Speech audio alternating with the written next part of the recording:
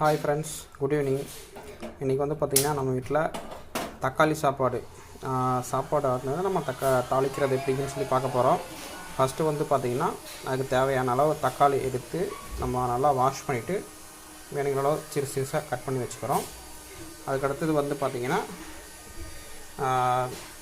பெரிய வெங்காயம் வந்து பார்த்திங்கன்னா நமக்கு எவ்வளோ தேவையோ அதை எடுத்து சிறுசு சிறுசு கட் பண்ணிக்கிறோம். அது போக சாப்பாடு ஒயிட் ரைஸ் ஆல்ரெடி நம்ம செஞ்சு வச்சுருக்கிறது எல்லாம் ரெடி பண்ணி வச்சுட்டு அதுக்கடுத்தது வந்து பார்த்திங்கன்னா கொஞ்சம் தாளிக்கிறதுக்கு கருவேப்பிலை, அதுக்கப்புறம் செய்ய ஆரம்பிச்சிடலாம். வந்து பார்த்திங்கன்னா வடக்கல் வச்சு அடுப்பு பற்ற வச்சு வடக்கல் வச்சாச்சு. அதுக்கடுத்து வந்து பார்த்திங்கன்னா எண்ணெய் ஊற்றியாச்சு.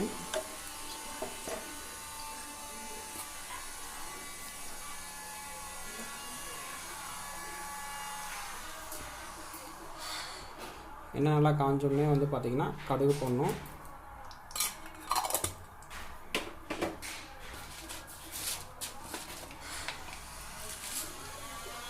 ஒரு 2 பருப்பு மட்டும் போடணும்.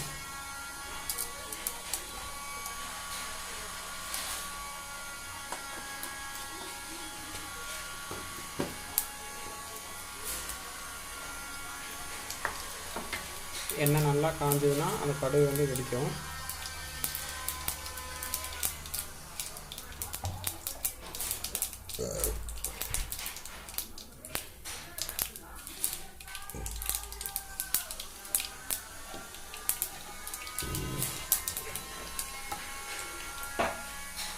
அதுக்கப்புறம் பெரிய வெங்காயம் போடுறோம். கூடவே வந்து பார்த்திங்கன்னா கருவேப்பிலை. எண்ணெய் நல்லா காஞ்சோடனே 2 போட்டோம்.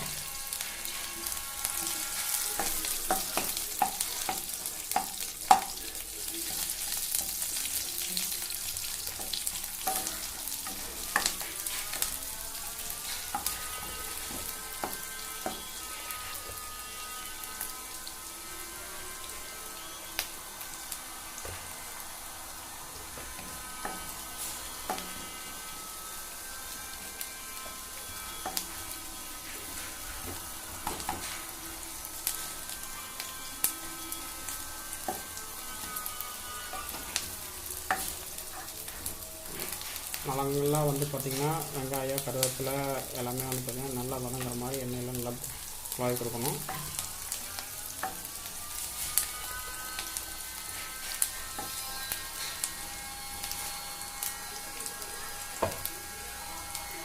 அடுத்து வந்து பார்த்திங்கன்னா தக்காளி ஆட் பண்ணிக்கிறோம்.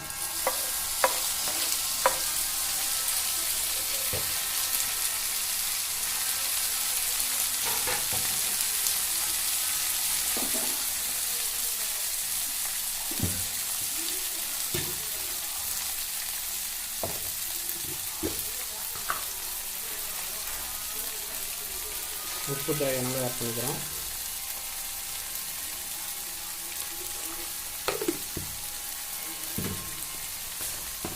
அடுத்தது வந்து பார்த்திங்கன்னா மிளகாப்பொடி,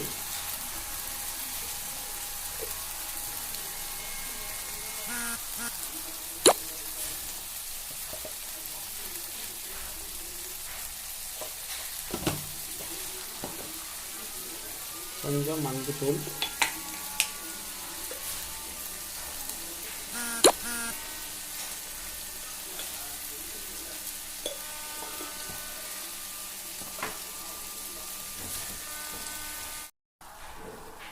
நல்லா வந்து பார்த்திங்கன்னா தக்காளி, வெங்காயம், கருவேப்பிலை எல்லாம் குஜ்ஜு மாதிரி நல்லா இந்த மாதிரி ஆனதுக்கப்புறம் வந்து பார்த்திங்கன்னா நம்ம ஆல்ரெடி ஒயிட் ரைஸ் பண்ணி வச்சுருக்கோம். அந்த ஒயிட் ரைஸை ஆட் பண்ணிக்கலாம்.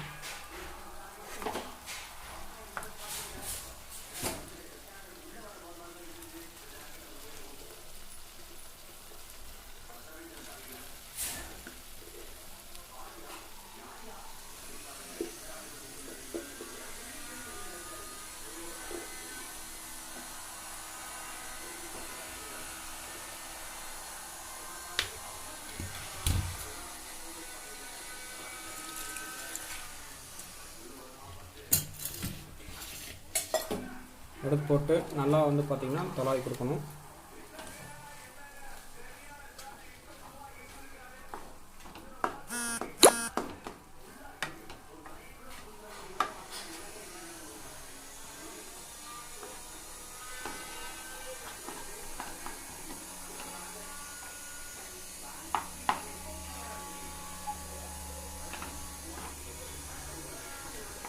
அவ்வளோதான். இப்படியே நல்லா தொலாவி கொடுத்தா போதும்.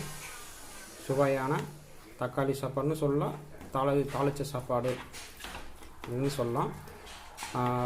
ரெடி ஆயிடுச்சு. This video is sponsored by பைமோட் இ ஷாப்பிங்.